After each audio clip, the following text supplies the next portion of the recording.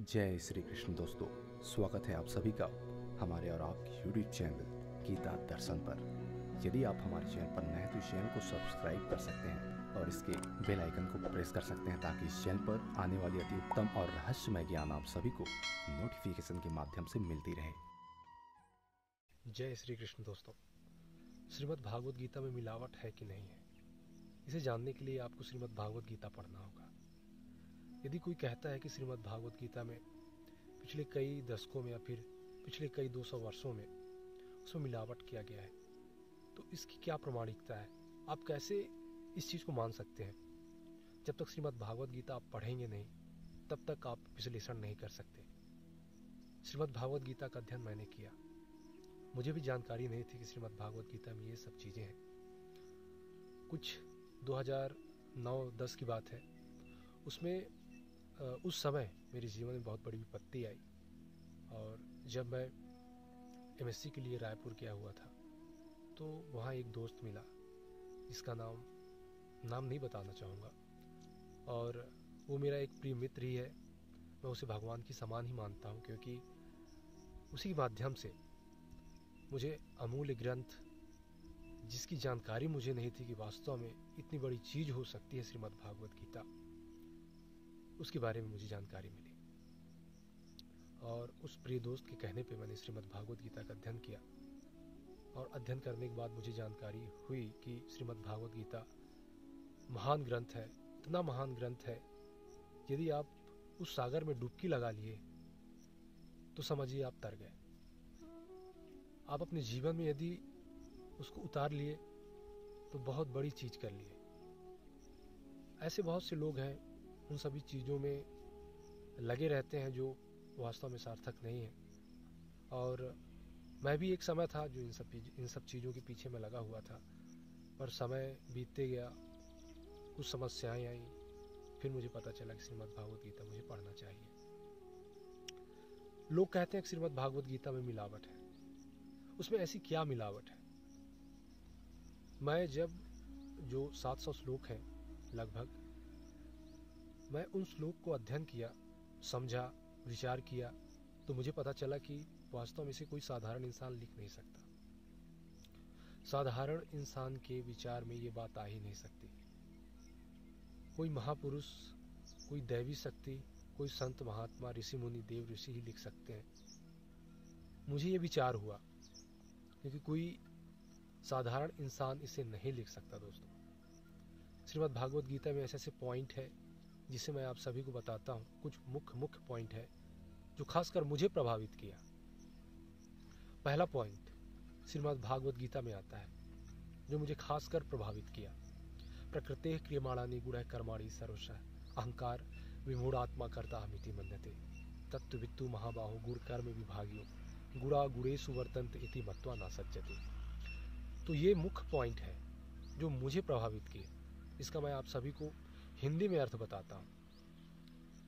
प्रकृति क्रियमाणानि, भगवान श्री कृष्ण कहते हैं प्रकृति में गुण है, कर्म है। जितने भी कर्म होते हैं, जितनी भी घटनाएं होती हैं, जितनी भी स्थिति परिस्थिति हमें देखने को मिलती हैं, वो सब गुण और कर्म ही कर रहे होते हैं। उसमें इंसान का तनिक भी हाथ नहीं होता। भगवान कहते हैं फिर भी व्यक्ति अहंकार से उसे अपना मान बैठता है कि ये मेरे द्वारा होता है। उसी को भगवान श्री कृष्ण अहंकार कहते हैं। यदि मैं आप सभी के समक्ष बैठा हूँ, यदि मैं बोलूँ कि मैं कौन हूँ, तो मैं यही बोलूँगा, मैं अमित राज राठौर। उस अमित राज राठौर से मेरी कितनी आसक्ति है, उस मैंपन को मैं खुद से जोड़ा हुआ हूँ। और वो खुद क्या है? आत्मा है। आत्मा से किसी चीज़ को नहीं जोड़ा जा सकता। आत्मा स्वतः इन सभी चीज़ों से अलग है, और इसकी जानकारी दोस्तों मुझे श्रीमद् भागवत गीता से मिली। अब हो सकता है कि ये पॉइंट किसी और को प्रभावित ना करे, पर मुझे प्रभावित किया और मैं फिदा हो गया। ये मेरे जमीर को प्रभावित किया, ये मेरे मन को, अंतःकरण को प्रभावित किया, बुद्धि को प्रभावित किया। इतना बड़ा श्लोक कि वास्तव में कोई व्यक्ति पुण्य करे, पाप करे, कुछ भी करे, वास्तव में उसको कुछ फर्क ही नहीं पड़ता। यही सत्यता है दोस्तों। अब दूसरी पॉइंट के बारे में हम बढ़ते हैं। भगवान श्री कृष्ण ये भी कहते हैं कि अच्छे से अच्छा व्यक्ति कैसे बदल सकता है, कैसे गलत रास्ते में जा सकता है। तो इसके उत्तर में भगवान श्री कृष्ण कहते हैं, जब ये मन किसी इंद्री के बीच में फंसा होता है और ये इंद्री किसी वस्तु को लेके, किसी विषय को लेके उसके पीछे दौड़ता है, और खासकर इसी इंद्री के बीच में, अर्थात जो भी मुख्य इंद्री होगा उस इंद्री के साथ यदि मन हो लेगा, उस इंद्री के साथ मन चिपक जाएगा, वही इंद्री इंसान की बुद्धि को हर लेता है। चाहे वो कितना भी बड़ा इंसान क्यों ना हो, कितना भी बुद्धिमान क्यों ना हो, वो नीचे गिर जाएगा। दोस्तों, भगवान इसका स्पष्ट उत्तर दे देते हैं। तो ये बात भी मुझे बहुत प्रभावित किया। और आगे बढ़ते हैं, भगवान श्री कृष्ण इसको थोड़ा विस्तार से बताते हैं। जो मैं पहला श्लोक आपको बताया, पहले श्लोक में मुझे उतना समझ नहीं आया था, फिर बाद में आगे आगे मैं बढ़ते गया तो समझ में आया कि और भी चीज़ें हैं। भगवान श्री कृष्ण कहते हैं कि व्यक्ति भोजन करता हुआ, नहाता हुआ, पीता हुआ, घूमता फिरता हुआ, नाचता हुआ, खेलता हुआ, आँख झपकाता हुआ, शरीर में जो भी एक्टिविटी होती है वो सब चीज़, सब प्रकृति है, सब गुण है, सब कर्म विभाग है, गुण विभाग है, हमारा कुछ नहीं है, हम कुछ नहीं कर रहे होते हैं। तो ये चीज़ भी मुझे बहुत प्रभावित की, खासकर मुझे बहुत प्रभावित किया है। ऐसे बहुत से लोग हैं जो श्रीमद् भागवत गीता को मानते हैं, श्रीमद् भागवत गीता में लिखी गई बातें उनको प्रभावित किए हैं। तो दोस्तों, गीता में बहुत सारी बातें हैं जो मुझे प्रभावित किए हैं। अब मैं ये सोचता हूँ कि श्रीमद् भागवत गीता में मिलावट कैसे हो सकता है। जो लोग कहते हैं इसमें मिलावट है, मैं जब पढ़ा श्रीमद् भागवत गीता तो मुझे समझ में आया कि श्रीमद् भागवत गीता में कोई मिलावट नहीं है, क्योंकि मेरा मन कहा कि वास्तव में इसे कोई साधारण पुरुष नहीं लिख सकता। इसे लिखने वाला कोई परमात्मा ही है, और वो कोई कौन है? हमारे श्री कृष्ण।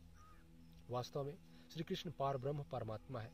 यदि आप श्रीमद् भागवत गीता नहीं पढ़े हैं तो आप सभी से हाथ जोड़ के गुजारिश है, आप जरूर श्रीमद् भागवत गीता पढ़ें।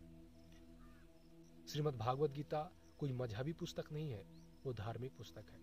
आप मजहब और धर्म में फर्क समझें।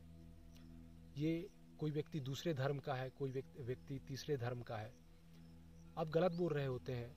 वो तीसरे मजहब के आप बोल रहे होते हैं, वो दूसरे मजहब के आप बोल रहे होते हैं। आप धर्म की परिभाषा समझें कि धर्म किसे कहते हैं। तो श्रीमद् भागवत गीता एक धार्मिक पुस्तक है, आप इसे जरूर अध्ययन करें, आपके जीवन में बहुत बड़े बदलाव आ जाएंगे। और इसी के साथ मैं आप सभी से विदा लेना चाहता हूँ, और जाते जाते यही कहूँगा कि श्रीमद् भागवत गीता में कोई मिलावट नहीं है। दोस्तों, आप एक बार इसे शुरू से लेकर अंत तक पढ़िए, मन लगा के पढ़िए, विचार करिए, विमर्श करिए, तब जाके रिजल्ट पर आइए। जय श्री कृष्ण।